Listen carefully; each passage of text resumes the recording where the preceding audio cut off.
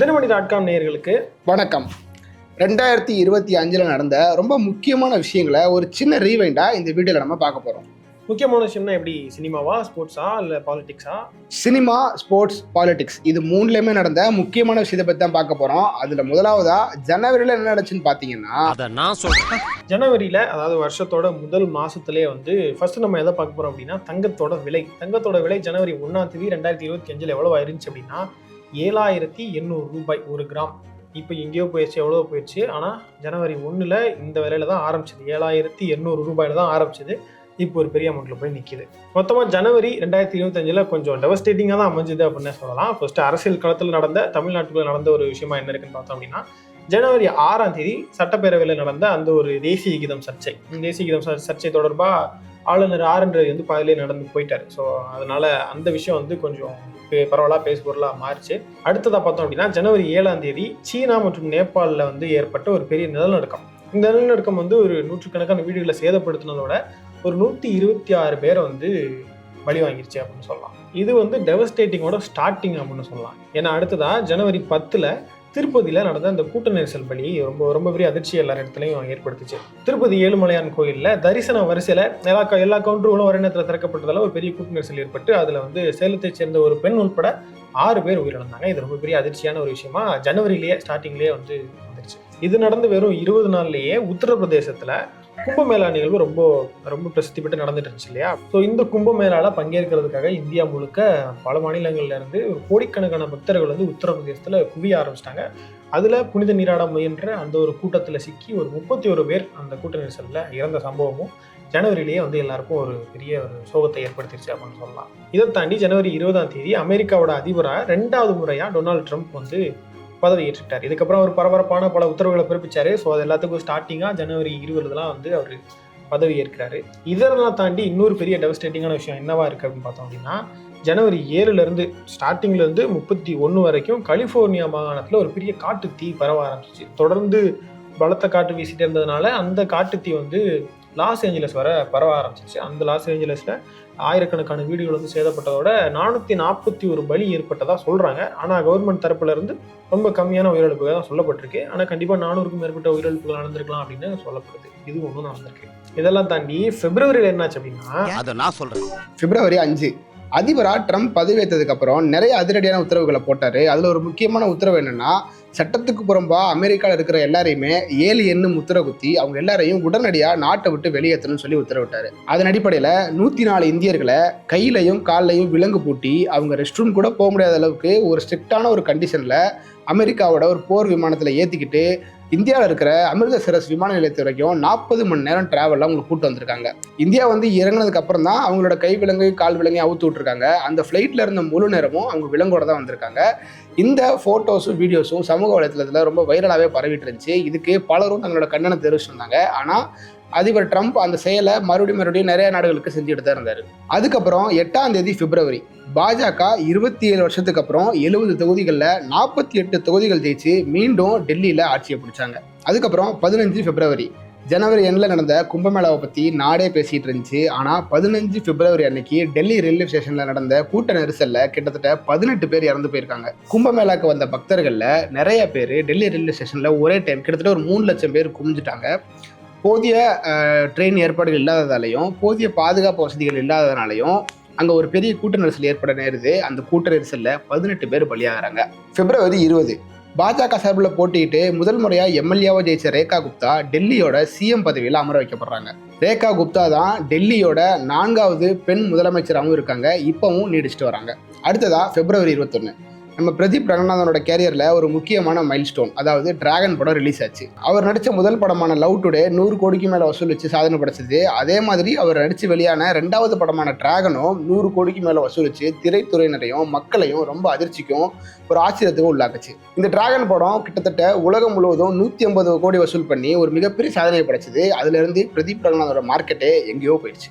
பிப்ரவரியில் நடந்த கடைசி முக்கியமான நிகழ்வுன்னு பார்த்தா பிப்ரவரி 26 நடந்த தமிழக வெற்றி கழகத்தோட 1ஆம் ஆண்டு முடிவும் 2ஆம் ஆண்டு துவக்க விழாவும் பனையூரில் ரொம்ப கிராண்டாக நடந்துச்சு. இந்த விழாவில் விஜய் கொடுத்த ஸ்பீச்சு பயங்கர ட்ரெண்டிங்காக அவங்க ஃபேன்ஸ் மத்தியிலையும் தொண்டர்கள் மத்தியிலையும் ரொம்ப கொண்டாடப்பட்டுச்சு. இந்த ஸ்பீச்சில் தான் இந்த பாசிசம் பாயாசம் இதெல்லாம் அவர் பேசியிருப்பாரு. அடுத்ததா மார்ச் மாதத்தில் என்ன நடந்துச்சுன்னு பார்த்தோம் அப்படின்னா, அதை நான் சொல்கிறேன். மார்ச் 8ஆம் தேதியே வந்து ஒரு பெரிய நிலநடுக்கம் நியூஸ் தான். மார்ச்லேயும் நிறைய இழப்புகளை தான் நம்ம சந்திச்சிருக்கோம் அப்படின்னு சொல்லலாம். உலகளாவிய செய்திகளில் பார்த்தோம் அப்படின்னா நம்ம வந்து இழப்புகளை தான் சந்திச்சிருக்கோம். மார்ச் 28 மியான்மரில் நடந்த ஒரு ரொம்ப பெரிய நிலநடுக்கத்தில் 5400 பேர் உயிரிழந்திருக்காங்க. கட்டுமானங்கள்லாம் ரொம்ப அளவில் சேதமடைஞ்சு அந்த நாட்டு மக்கள் வந்து ரொம்ப பெரிய தவிப்புக்குள்ளானாங்க அப்படின்னு சொல்லலாம். மார்ச் 8ஆம் தேதி ரஷ்யா வந்து நடு இரவில் நடத்தின ஒரு தாக்குதலால் உக்ரைனில் 5 குழந்தைகள் உட்பட 10 பேர் வந்து உயிரிழந்தாங்க. இது வந்து தொடர்ந்து நடந்துட்டு இருக்கிற ஒரு வழி எண்ணிக்கை தான். ஸோ அந்த மார்ச் 8 இது ஒரு பேசுபொருளாக மார்ச் 21 26 வரை சவுத் கொரியாவில் நடந்த ஒரு பெரிய காட்டு தீயினால 24 பேர் வந்து உயிரிழந்திருக்காங்க. ஸோ தொடர்ந்து இந்த வருஷத்தில் அது 2வது ஒரு பெரிய காட்டு தீ விபத்தாக அது நடந்திருக்கு. ஸோ மார்ச்சில் இந்த டெவஸ்டேட்டிங் விஷயத்தெல்லாம் தாண்டி வேறு என்ன நடந்துச்சுன்னு பார்த்தோம் அப்படின்னா, ஸ்போர்ட்ஸில் 17 வருஷத்துக்கு அப்புறம் சிஎஸ்கேவை வந்து ஆர்சிபி தோக்கடிச்சாங்க. அதுவும் ஹோம் டவுனில் சென்னையில் வச்சு சேப்பாக்கில் தோக்கடிச்சாங்க. அது ரொம்ப பெரிய ஒரு கொண்டாட்டமாக மாறிச்சு. மார்ச்சில் இந்த விஷயங்கள் வந்து மார்ச்சில் முக்கியமாக நடந்துருச்சு. ஸோ அடுத்ததாக ஏப்ரல் என்னாச்சுன்னு பார்த்தோம் அப்படின்னா, அதை நான் சொல்கிறேன். ஏப்ரலை பொறுத்த வரைக்கும் ஏப்ரல் 1ஆம் தேதி நம்ம கும்பகோணம் வெத்தலைக்கும் அப்புறம் கன்னியாகுமரி தோவாளை மாணிக்க மாலைக்கும் புவிசார் குறியீடு கொடுத்து அங்கீகரிச்சிருந்தாங்க. அதாவது ஜியாகிரபிக்கல் ஐடென்டிட்டின்னு சொல்லுவாங்க. தமிழ்நாட்டிலேயே முதல் முறையா ஒரு வேளாண் பொருள், அதாவது ஒரு அக்ரிகல்ச்சரல் ப்ராடக்டான வெத்தலைக்கு புவிசார் குறியீடு கொடுத்திருக்கிறது இதுதான் முதல் முறை. ஏப்ரல் 2ஆம் தேதி மக்களவையில் 288 எம்பிகளோட வாக்குகளோட வக்பு வாரிய திருத்த சட்டத்தை அமலுக்கு கொண்டு வராங்க. இதுக்கு முன்னாடி இந்த சட்டத்தை கொண்டு வரதுக்கு பல எதிர்ப்புகளும் போராட்டங்களும் நடந்தாலும் அதிகப்படியான வாக்குகள் கிடைச்சதால இந்த சட்டம் அமலுக்கு வருது. அதுக்கப்புறம் ஏப்ரல் 5ஆம் தேதி மார்க்சிஸ்ட் கம்யூனிஸ்ட் பார்ட்டி ஆஃப் இந்தியாவோட 24வது அகில இந்திய மாநாடு மதுரையில் மிக பிரம்மாண்டமாக நடந்துச்சு. இந்த மாநாட்டில் எம்ஏ பேபி அவர்களை இந்த கட்சியோட பொதுச் செயலாளராக அறிவிச்சாங்க. அடுத்ததா ஏப்ரல் 10 விடாமுயற்சிக்கு அப்புறம் ஒரு பெரிய எதிர்பார்ப்போடையும் ரசிகர்களோட கொண்டாட்டத்தோடையும் குட் பேட் அகலி படம் ரிலீஸ் ஆகுது. இந்த படம் கலவையான விமர்சனங்களை பெற்றாலும் ரசிகர்கள் மத்தியில் ரொம்ப பிரம்மாண்டமாக கொண்டாடப்பட்டுச்சு. ஓவராலாக பார்க்கும்போது இந்த படம் ஒரு 250 கோடி கிட்ட வசூல் பண்ணதை சொல்கிறாங்க.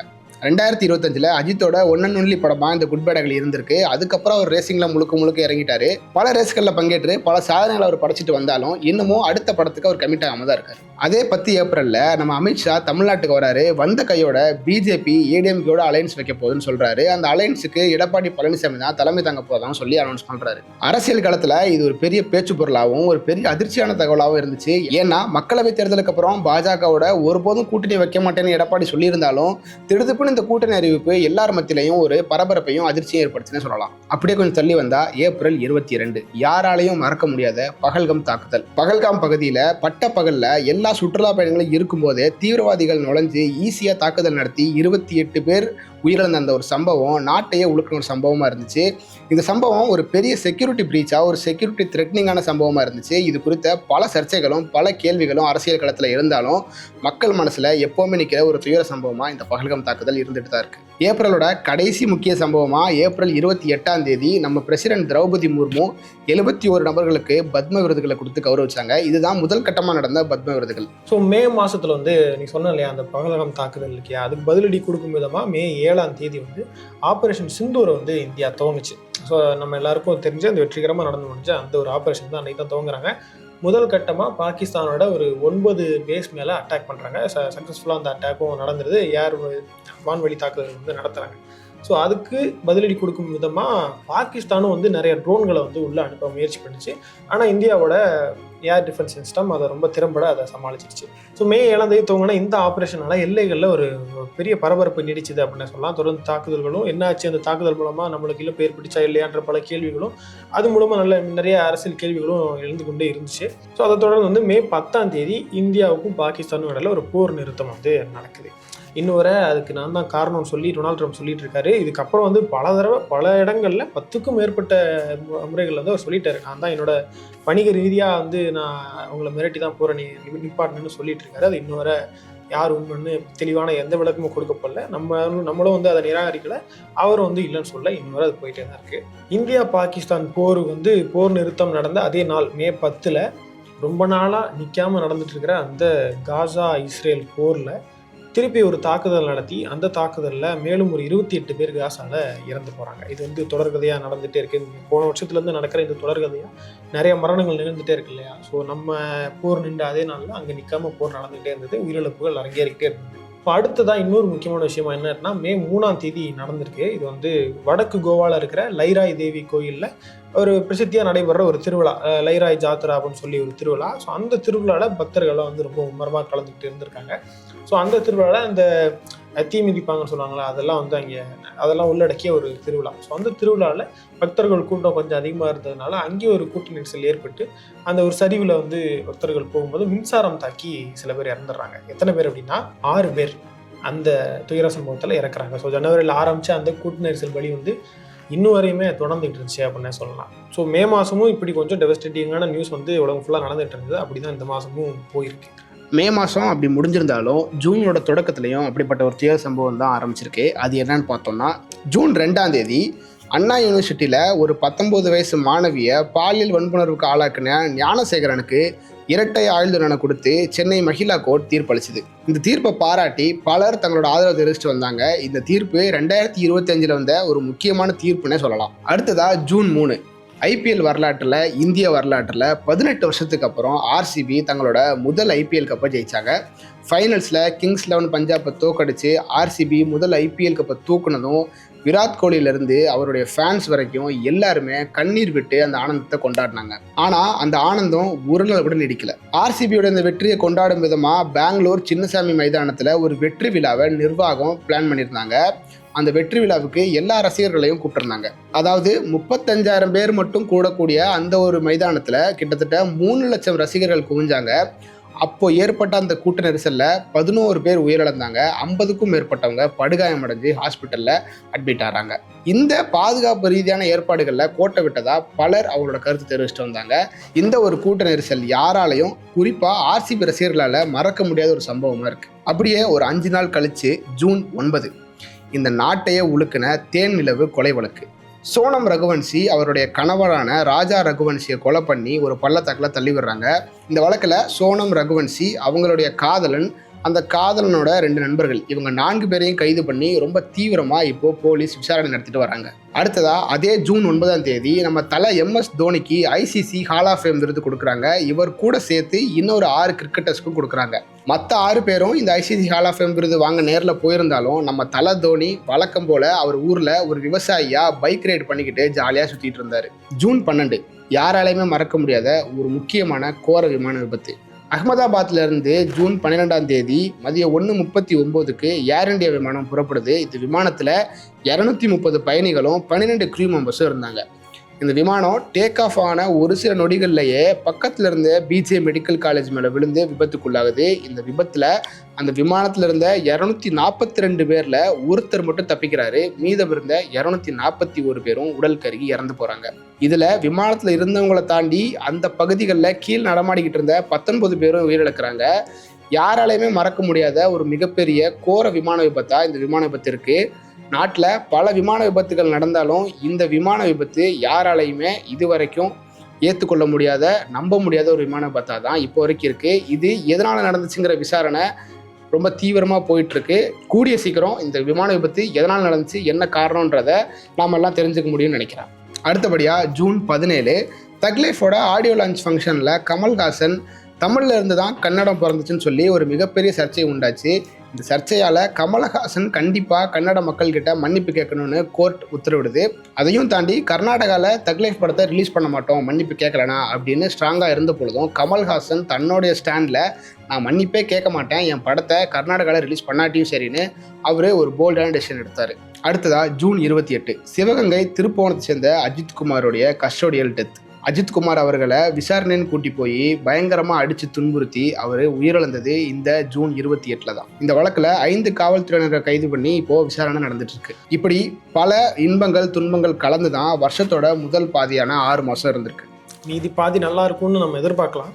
ஆனால் என்ன நடந்திருக்கு அப்படின்னா, ஒரு பரவலாக முக்கியமான விஷயமா என்ன நடந்திருக்குன்னு பார்க்கும்போது கொஞ்சம் சோகமான செய்திகள் நடந்திருக்கு. ஸோ ஜூலை எப்படி ஆரம்பிச்சதுன்னு பார்த்தோம் அப்படின்னா, ஜூலை 8ஆம் தேதியை வந்து ஒரு பெரிய ஒரு விபத்து ஒன்று நடந்தது. எல்லாரையும் அதிர்ச்சிக்குள்ளாக்குற ஒரு விபத்து. என்னன்னா, அந்த ஸ்கூல் வேன் ஒன்று, பள்ளி வாகனம் ஒன்று ரயில் மோதி ஏற்பட்ட அந்த விபத்து. அதில் 3 குழந்தைகள் வந்து உயிரிழந்தாங்க. அப்புறம் டிரைவர் உட்பட இன்னும் 2 பேர் வந்து காயப்பட்டு மருத்துவமனையில் அனுமதிக்கப்பட்டிருந்தாங்க. ஸோ இந்த விபத்து எல்லாருக்கும் ரொம்ப பெரிய ஒரு சேஃப்டி கன்சர்ன்ஸை கொஞ்சம் கவனம் கொடுக்க வேண்டிய ஒரு விஷயமா அமைஞ்சதுன்னு சொல்லலாம். ஸோ அந்த விபத்துக்கு காரணமாக ரயில்வே கேட் மூடப்படாமல் இருந்தது அப்படின்றது ஒன்று கிளம்பி அங்கே வேலை பார்க்குற ஒரு வடமாநிலத்தவரை மக்கள் தாக்கி அப்படின்னு நிறைய விஷயங்கள் வந்து இந்த செய்தி தொடர்பாகவே நடந்திருந்தது. ஸோ இதிலிருந்து கடந்து நம்ம அடுத்த நாட்களுக்கு மூவ் ஆகிட்டு இருக்கும் போதே கொஞ்ச நாள்லேயே அடுத்து ஒரு ஜூலை 12 வந்து மீண்டும் இஸ்ரேல் வந்து காசா மேலே பாலஸ்தீனம் மேலே தாக்குதலை தொடர்றாங்க. இந்த தாக்குதல்லையும் இந்த நாளில் 28 பேர் வந்து இறந்து போகிறாங்க. இதுக்கு அடுத்து நம்மளோட கவனத்தை பெருசாக பேசப்பட்ட ஒரு சம்பவமாக என்ன இருக்குன்னு பார்த்தோம் அப்படின்னா, ஜூலை 21 பங்களாதேஷில் வந்து ஒரு ஸ்கூல் மேலே ஒரு போர் விமானம், ஒரு ஜெட்டு வந்து விழுந்து அதில் ஏற்பட்ட உயிரிழப்புகள் அப்படின்னு சொல்லலாம். ஸோ இந்த எதிர்பாராத ஒரு ஜெட்டு வந்து ஒரு பள்ளி வளாகத்தின் மீது மோதி ஏற்பட்ட இந்த எதிர்பாராத விபத்தில் வந்து 20 பேர் வந்து இறந்து போகிறாங்க. ஸோ இது தொடர்பான நிறைய வீடியோக்களும் புகைப்படங்களும் நம்மளுக்கு மிகப்பெரிய ஒரு அதிர்ச்சியை கொடுத்தது அப்படின்னு சொல்லலாம். அடுத்ததான் 27 நம்ம போனோம் அப்படின்னா, நம்ம தமிழ்நாட்டையே வந்து ஒரு மிகப்பெரிய சோகத்தில் ஆழ்த்தின கவின் கொலை வந்து ஜூலை 27 தான் நடந்தது. ஸோ இது எல்லா நாளும் மாதிரி சகஜமாக போயிட்டு இருக்கும்போது திடீர்னு வந்து இந்த நியூஸ் எல்லாருமே ரொம்ப பதைப்பதிப்புக்கு உள்ளாக்கியிருக்கோம் அப்படின்னு நம்ம சொல்லலாம். ஸோ அந்த வழக்கு வந்து இன்னும் போயிட்டுருக்கு. இப்போ சமீபத்தியதில் கொலை நடந்த இடத்துல வந்து சுர்ஜித்தோட அப்பாவும் இருந்ததா ஒரு அறிக்கை தாக்கல் செய்யப்பட்டிருக்குன்ற செய்திகள்லாம் நம்ம பார்த்தோம். ஸோ அதற்கான வழக்குகளும் நடந்துட்டுருக்கு. ஸோ இந்த சம்பவம் வந்து ஆணவ கொலைகளுக்காக ஒரு தனி சட்டம் இயற்றப்படணும், இந்த சாதிய ரீதியான விஷயங்களுக்காக தனி சட்டம் இயற்றப்படணுன்ற ஒரு இதை வந்து அதிக அழுத்தம் கொடுக்கறதுக்கான காரணமாக அமைஞ்சுது அப்படின்னு நம்ம சொல்லலாம். ஸோ இந்த ஜூலையில் தான் வந்து 2006 நடந்த மும்பை ட்ரெயின் பிளாஸ்டில் கைது செய்யப்பட்ட 12 பேரில் 5 பேருக்கு வந்து மரண தண்டனையும் 7 பேருக்கு வந்து ஆயுள் தண்டனையும் விதிக்கப்பட்டது இந்த மாதத்துல தான். ஸோ இந்த மாதிரி தான் வந்து ஜூலையும் நகர்ந்திருக்கு. ஆகஸ்ட் பொறுத்த வரைக்கும் நாம் எல்லாருமே சின்ன வயசில் இவரோட ஷோவை பார்க்காம இருந்திருக்க மாட்டோம். நமக்கெல்லாம் ஒரு பெரிய ஐக்கானா இவரோட சிரிப்பு மூலியமாக நம்ம மனசில் தங்கின நடிகர் மதன் பாபு அவர்கள் மறைந்தது ஆகஸ்ட் 2 நம்ம எல்லாருமே சின்ன வயசில் இந்த அசத்தப்போது யார் ப்ரோக்ராமில் இவரை பார்த்து நிறைய பேர் ரசிச்சிருக்கோம். அதே மாதிரி இவருடைய காமெடிகளுக்குன்னே நம்ம மனசில் ஒரு தனி இடம் இருக்கும். அடுத்ததாக 6 ஆகஸ்ட் இப்போ தான் ட்ரம்ப் மறுபடியும் வராரு. அதாவது ஏற்கனவே இந்தியாவுடைய ஏற்றுமதி பொருட்களுக்கு 25% வரி போட்டிருந்த அவர் ஆகஸ்ட் 6 மேலும் ஒரு 25% வரி போட்டு மொத்தம் 50% வரியாக மாற்றுறாரு. இவர் ஏற்கனவே போட்ட 25% வரி ஆகஸ்ட் 7 அமலுக்கு வரதை ஒட்டி அடுத்து போடுற அந்த 25% சேர்த்து மொத்தம் 50% வரி 21 நாட்களுக்கு அப்புறம் ஆகஸ்ட் 27 அமலுக்கு வரும்ன்றதை அன்னைக்கு தெரிவிச்சிருந்தாங்க. அடுத்ததாக ஆகஸ்ட் 7 இந்திய அரசியலில் ஒரு முக்கியமான நாள். ராகுல் காந்தியோட அந்த ஒரு செயலால் எல்லாருமே அவரை திரும்பி பார்த்தாங்க. அதாவது பாஜக தேர்தல் ஆணையத்தோட உதவியோட வாக்குகளை திருடி தான் எல்லா தேர்தலையும் ஜெயிச்சுட்டு வராங்கன்னு ஆதாரத்தோட ஒரு குற்றச்சாட்டை முன் வச்சாரு. ஆனால் இதை எலெக்ஷன் கமிஷன் முழுக்க நிராகரிச்சாங்க. இந்த ஆகஸ்ட் 7 அப்புறம் பல இடங்கள்ல பல ஆதாரங்களோட அவர் இந்த குற்றச்சாட்டை முன் வச்சாலும் முதல்ல தொடக்கப்பள்ளி வச்சது இங்கே தான். அதுக்கப்புறம் ஆகஸ்ட் 11 சுப்ரீம் கோர்ட் டெல்லியில் இருக்கிற எல்லா ஸ்ட்ரே டாக்ஸையும் அபேன் பண்ணி அதை ஒரு டாக் ஷெல்டர் உருவாக்கி அங்கே வேக்சினேட் பண்ணி விடணும்னு சொல்லி உத்தரவிடுது.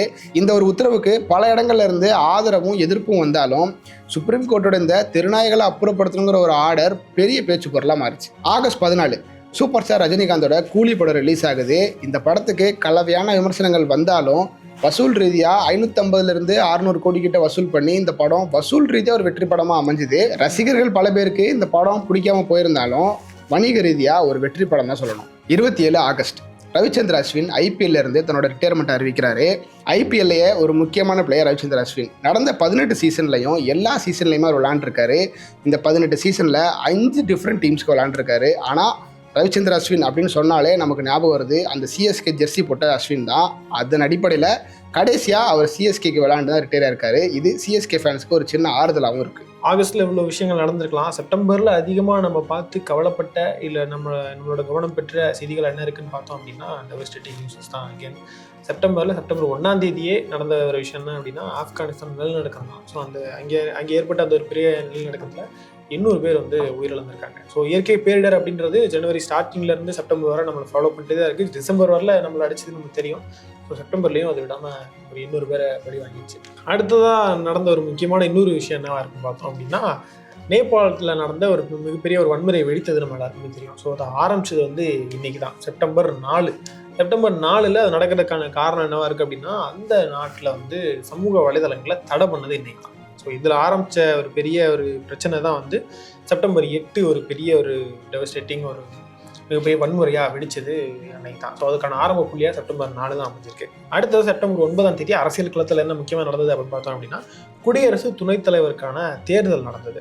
இந்த தேர்தலில் காங்கிரஸ் கூட்டணி சார்பில் போட்டியிட்ட உச்சநீதிமன்ற முன்னாள் நீதிபதி பி சுதர்ஷன் ரெட்டியை வந்து தோக்கடிச்சு பாஜக சார்பில் போட்டியிட்ட தமிழகத்தை சேர்ந்த சிபி ராதாகிருஷ்ணன் வந்து வெற்றி பெறாரு. அடுத்ததான் செப்டம்பர்ல நடந்த இன்னொரு முக்கியமான ஒரு விஷயமா என்ன இருக்கு, ஒரு அதிர்ச்சி செய்தி என்ன நினைச்சுன்னு பார்த்தோம் அப்படின்னா, செப்டம்பர் 10 வந்து சார்லி கிர்க் வந்து கொல்லப்பட்டார் அமெரிக்காவில். ஸோ ட்ரம்ப்போட ஒரு தீவிரமான ஆதரவாளரான சார்லி கிர்க் வந்து மர்ம நபர் ஒருவரால் சுட்டு கொல்லப்பட்டார். இது வந்து ரொம்ப பரவலாக அனைவருக்கும் ஒரு பயத்தை ஏற்படுத்தின ஒரு செய்தி. ஏன்னா அதோட வீடியோக்களும் கூட சமூக வலைதளத்தில் பரவிக்கிட்டு இருந்துச்சு. ஸோ அதுங்களும் ரொம்ப பெரிய அதிர்ச்சியை ஏற்படுத்துது அப்படின்னு சொல்லலாம்.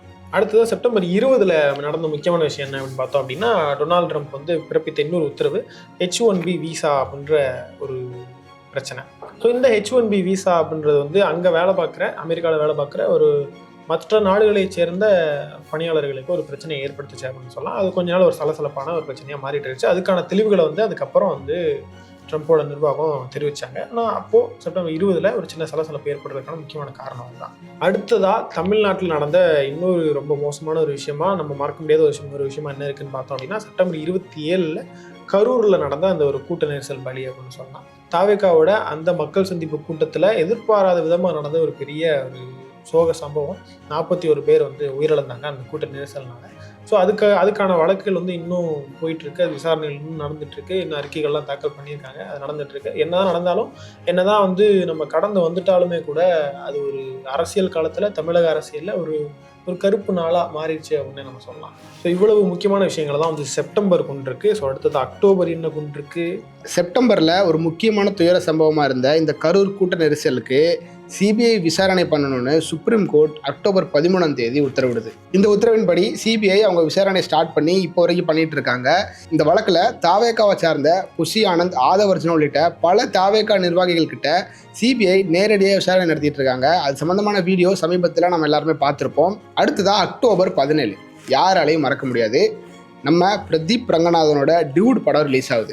ஏற்கனவே பிப்ரவரி மாதம் ரிலீஸ் ஆன டிராகன் படம் 150 கோடி வசூல் பண்ண நிலையில் இப்போ ரிலீஸ் இருக்கிற டியூட் படமும் 100 கோடியை வசூல் பண்ணி ஒரு மிகப்பெரிய சாதனையை படைச்சிருந்துச்சு. இந்த படம் ஒரு பேன் இண்டியன் மொழிகளில் ரிலீஸ் ஆகிருந்துச்சு. இந்த படத்தில் சொல்லப்பட்ட கருத்து கொஞ்சம் சர்ச்சையாக இருந்தாலும் ரசிகர்கள் மத்தியில் பிஆருக்கான கொண்டாட்டம் ரொம்ப அதிகமாகவே இருந்துச்சு.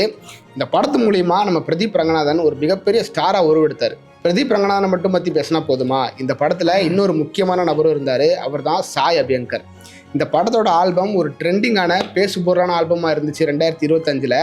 ஊரும் பிளட் அப்படின்ற அந்த பாட்டு பல விமர்சனங்களுக்கு உள்ளானாலும் கடைசியாக பார்க்கும்போது ஸ்பாட்டிஃபை ராப்பில் அந்த பாட்டு எல்லாரோட முக்கிய பிளேலிஸ்ட்லேயும் இருந்துச்சு. நிறைய விமர்சனங்கள் வந்தாலும் சாய் அபியங்கருக்கு ஒரு பக்காவான வருஷமாக இந்த 2025 அமைஞ்சிருக்குங்கிறத யாராலையுமே தவிர்க்க முடியாது. அடுத்தபடியாக அக்டோபர் 30 சுப்ரீம் கோர்ட்டோட 53வது தலைமை நீதிபதியாக சூரியகாந்த் நியமிக்கிறாங்க. இவர் நவம்பர் 24 பதவி ஏற்பாருங்கிறதையும் அன்றைக்கி தெரிவிச்சிருந்தாங்க. அக்டோபர் 31 அரசியல் களத்தில் ஒரு மிக முக்கியமான நாள். அக்டோபர் 30 நடந்த குரு பூஜையில் செங்கோட்டையன், டிடிவி தினகரன், அப்புறம் பன்னீர்செல்வம் இவங்கெல்லாம் ஒன்றா சேர்ந்து ப்ரெஸ் மீட் கொடுத்த ஒரு காரணத்தால் அக்டோபர் 31 செங்கோட்டையனை ஏடிஎம்கேலேருந்து எடப்பாடி பழனிசாமி நீக்கிறாரு. இது அரசியல் களத்தில் ஒரு சர்ச்சையையும் மிகப்பெரிய ஒரு தாக்கத்தையும் ஏற்படுத்துன்னு சொல்லலாம். இந்த ஒரு தாக்கத்தோட அக்டோபர் மாதத்தை நம்ம முடிக்கிறோம். நவம்பருமே வந்து ஒரு மிகப்பெரிய ஒரு அரசியல் காலத்தோட ஒரு முனைப்பு தான் ஸ்டார்ட் ஆகுது. ஒரு எதிர்பார்ப்பில் என்ன அப்படின்னு பார்த்தோம் அப்படின்னா, பீகாரில் நடக்கிற தேர்தல். பீகாரில் வந்து காங்கிரஸ் வந்து ஆட்சியை பிடிக்க போகிறாங்களா, இல்லை நிதிஷ்குமார் திருப்பியும் ஆட்சி பிடிக்க போகிறாரா அப்படின்ற ஒரு மிகப்பெரிய ஒரு ரேஸ் அங்கே நடந்துட்டு இருந்துச்சு அப்படின்னு சொல்லலாம். ஸோ பீகாரில் 243 தொகுதிகளுக்கு நடந்த அந்த தேர்தல் வந்து 2 கட்டங்களாக நடந்துச்சு. ஒன்று நவம்பர் 6 13 ஒரு 2 நடந்துச்சு. நவம்பர் 14 நடந்த வாக்கு எண்ணிக்கையில் வந்த ரிசல்ட் வந்து எல்லாருமே அதிர்ச்சிக்குள்ளாக்கிச்சு அப்படின்னு சொல்லலாம். என்னன்னா, கருத்து கணிப்புகளில் கூறப்பட்ட தொகுதிகளை விட அதிகமாகவே பாஜக ஐக்கிய ஜனதா தள கூட்டணி 202 தொகுதிகளில் வெற்றி பெற்று ஆட்சியை தக்க வச்சாங்க. முக்கியமாக நிதிஷ்குமார் 10வது முறையாக பீகார் முதல்வராக பொறுப்பேற்றது மிகப்பெரிய சாதனையாக அமைந்திருக்கு. அடுத்ததாக தமிழக அரசியல் களத்தில் நவம்பர் 27 போன மாதம் நீ சொன்ன செங்கோட்டையனை நீக்கினாங்க இல்லையா, ஸோ அவர் வந்து தாவேகால 27 இணைகிறது ஒரு ரொம்ப பெரிய ஒரு ஹைப்பை ஏற்படுத்துது அப்படின்னு சொல்லலாம். செங்கோட்டையன் அங்கே ஜாயின் பண்ணிட்டாரு. ஆல்ரெடி ஒரு 2-3 நாட்களுக்கு முன்னாடி அவர்கிட்ட கேட்டிருந்தாங்க சேர போறீங்களான்னு. அவர் எந்த பதிலுமே கொடுக்கல. அதுவே வந்து அதுக்குண்டான வழியை வகுத்து கொடுத்துச்சு நம்ம கணிக்கிறதுக்கு. 27 அவர் கட்சியோட தலைவர் விஜய் முன்னிலையில் அந்த கட்சியில் வந்து இணைஞ்சிக்கிட்டாரு. ஸோ தாவேகால இணைஞ்ச செங்கோட்டையனுக்கு கட்சியில உயர்மட்ட மாநில நிர்வாக குழு தலைமை ஒருங்கிணைப்பாளர் பதவியும் வந்து கொடுத்திருக்காங்க. ஸோ இதுக்கப்புறமா நவம்பர்ல நடந்தது எல்லாமே வந்து வெறும் டிட்டுவா புயல் மட்டும்தான். 25ஆம் தேதிக்கு மேல வந்த அந்த புயல் வந்து நம்மளுக்கு ஓரளவுக்கான ஒரு பாதிப்பை கொடுத்திருந்தாலுமே கூட இலங்கை வந்து அதுல ரொம்பவே பாதிக்கப்பட்டது அப்படின்னு சொல்லலாம். இலங்கை வந்து இந்த புயலால வெள்ளம் மற்றும் நிலச்சரிவுகளால ரொம்ப கடுமையா பாதிக்கப்பட்டுச்சு. 6200க்கும் அதிகமான வீடுகள் உட்பட 96,500க்கும் அதிகமான கட்டமைப்புகளில் வந்து ரொம்ப பலத்த சேதங்களை ஏற்படுத்தியிருக்கு. இந்த பேரிடரால 444 பேர் பலியானதோட சுமார் 200 பேர் வந்து காணாம போயிருக்கிறதா சொல்லியிருக்காங்க. அது மட்டும் இல்லாமல் மக்களோட சேர்த்து நிறைய கால்நடைகளும் பலியானது ஒரு மிகப்பெரிய ஒரு பாதிப்பா இலங்கைக்கு டிட்வா புயல் கொடுத்திருக்கு. வருஷத்துடைய கடைசி மாசமான டிசம்பருடைய முதல் நாள்ல ஒரு சர்ச்சைக்குரிய உத்தரவை GR சுவாமிநாதன் பிறப்பிச்சிருந்தாரு. அது என்னன்னு பாத்தீங்கன்னா, திருப்பரங்குன்ற மலையில தீபத்தூண்ல விளக்கேற்றுறது எந்த ஒரு வகையிலுமே முஸ்லிம்களை பாதிக்காதுன்னு சொல்லியிருந்தாரு. அதே போல அந்த தீபத்தூண்ல விளக்கேற்ற போறவங்களுக்கு அங்க இருக்கிற லோக்கல் போலீஸ் பாதுகாப்பு கொடுக்கணுன்றதையும் அவருடைய உத்தரவுல அவர் மென்ஷன் பண்ணியிருந்தாரு. GR சுவாமிநாதனோட இந்த ஒரு உத்தரவு மிகப்பெரிய சர்ச்சையா மாறினது குறிப்பிடத்தக்க வேண்டிய ஒரு விஷயம். டிசம்பர் 4 ரஷ்ய அதிபரான புதின் நம்ம இந்தியாவுக்கு வருகை தந்தாரு. 2 நாள் பயணமா இந்தியாவுக்கு வருகை தந்த புதின் இந்தியா ரஷ்யா ஆனுவல் சமிட்ல கலந்துக்கிட்டு பல ட்ரேட், எனர்ஜி, டிஃபென்ஸ் சம்பந்தமான அக்ரிமெண்ட்டையும் சைன் பண்ணியிருந்தாரு. கடைசியா அவர் இந்தியாவிலேருந்து கிளம்புறதுக்கு முன்னாடி நம்ம குடியரசுத் தலைவர் திரௌபதி முர்முவோட மாளிகையில அவருக்கு ஒரு மிகப்பெரிய விருந்தும் வச்சிருக்காங்க. அதே டிசம்பர் 4 இந்திய சினிமால ஒரு முக்கியமான தயாரிப்பாளரான AVM சரவணன் அவர்கள் உயிரிழந்தாரு. இவர் திரைத்துறையில பல நடிகர்களை அறிமுகப்படுத்தியிருக்காரு. இவருடைய மறைவுக்கு தமிழக முதல்வர்ல இருந்து சூப்பர் ஸ்டார் ரஜினிகாந்த் வரைக்கும் எல்லாருமே நேரில் வந்து அஞ்சலி செலுத்திட்டு போயிருந்தாங்க. அடுத்ததா டிசம்பர் 13ஆம் தேதி மெஸ்ஸி அவர்கள் இந்தியாவுக்கு வருகை தந்திருந்தாரு. வருகை தந்த அவரு கொல்கட்டா, ஹைதராபாத், டெல்லி, மும்பை ஆகிய 4 இடங்களுக்குமே போய் ரசிகர்களை சந்திச்சாரு. மெஸ்ஸியோட வருகை ஒரு மிகப்பெரிய தாக்கத்தை ஏற்படுத்துச்சு. அதே மாதிரி முதல்ல அவர் போன கொல்கட்டா மைதானத்துல அவரை பார்க்க முடியலன்னு அவருடைய ஃபேன்ஸ் எல்லாருமே பெரிய ரகளையில் ஈடுபட்டாங்க. இதுக்காக முதல்வர் மமதா பானர்ஜி மன்னிப்பும் கேட்டிருந்தாங்க. அதன் அடிப்படையில் மெஸ்ஸியோட இந்த இந்தியா டூர் ஒரு மிகப்பெரிய ஈவெண்ட்டா, இந்த வருஷத்துக்கான ஒரு மிகப்பெரிய ஈவெண்ட்டா அமைஞ்சிருக்கு. கடைசியா டிசம்பரில் நம்ம முதல்ல சொன்ன மாதிரி 7,000ல் ஆரம்பிச்ச இந்த தங்கத்தோட விலை டிசம்பர் மாதம் 5ஆம் தேதி 1 லட்சத்தை தொட்டுச்சு. அதாவது ஒரு சவரன் 1,120,000 தொட்டுச்சு. முதல் முறையாக தங்க விலை லட்சத்தை தொட்டது டிசம்பர் 5ஆம் தேதி தான். அன்றைய தேதிக்கு 1 கிராம் 12,515 ரூபாயா இருந்துச்சு. இந்திய வரலாற்றிலேயே தங்கத்தோட விலை லட்சத்தை தொட்டது 2025 டிசம்பர் மாசத்துல தான். இதெல்லாம் தான் 2025 நடந்த முக்கியமான நிகழ்வுகள். 2025 முக்காவாசி நடந்தது எல்லாமே ஒரு துயர சம்பவமா இருந்திருக்கு. இதெல்லாம் இல்லாமல் 2026 ஒரு நல்ல ஒரு முக்கியமான ஒரு சிறப்பான ஆண்டா அமையும்னு எல்லாரும் எதிர்பார்த்து காத்துட்டு இருக்கோம். ஸோ உலக அளவில் மட்டும் இல்லாமல் பர்சனலாகவும் உங்களுக்கு நிறைய நல்லதுகள் நடக்கும்னு நம்புவோம். நம்ம எல்லாருக்கும் நிறையா மோசமான செய்திகளை நம்ம கேட்டிருந்தாலுமே கூட நிறைய பேருக்கு நல்லதும் நடந்திருக்கும், சந்தோஷமாக இருந்துருக்கீங்க. இல்லை அப்படின்னா கூட 2026 வந்து நம்ம எல்லாருக்குமே ஒரு நல்ல விஷயங்களை கொண்டு சேர்க்கணும்னு நம்புவோம். ஸோ நாங்கள் ஏதோ ஒரு முக்கியமான விஷயங்களை மறந்துருந்தோம் அப்படின்னா நீங்கள் அதை கமெண்ட்டில் சொல்லுங்கள். இந்த வீடியோ உங்களுக்கு பிடிச்சிருந்தது அப்படின்னா லைக் பண்ணுங்கள், ஷேர் பண்ணுங்கள், தினமணி சேனலை சப்ஸ்கிரைப் பண்ணுங்கள். ஸோ கடைசியாக இந்த 2026 நல்லா வரணும்னு வேண்டி தினமணி.com சார்பாக எல்லாருக்கும் ஹாப்பி நியூ இயர்.